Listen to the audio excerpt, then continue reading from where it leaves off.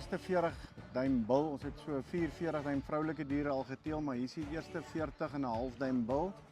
Maar die beauty van hierdie bil is die feit dat hy 9 duim basisse het. So ek dink ons gaan ongelooflike mooi rooi gemsbokke te wag te wees van die Herden boerdery.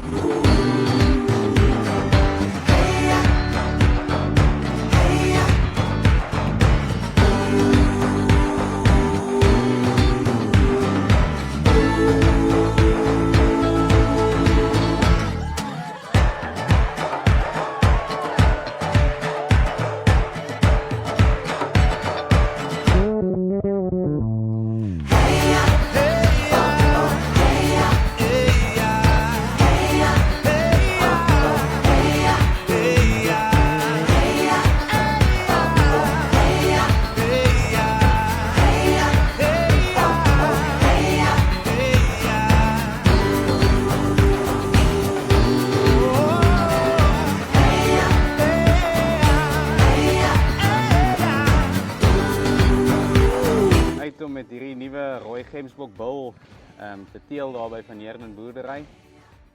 40,5 duim en hy het nou eers 4 tande. So hy het nog baie groei in hom en ons sien uit om te sien hoe hy maak daar by ons. Baie dankie Piet. Geluk julle manne.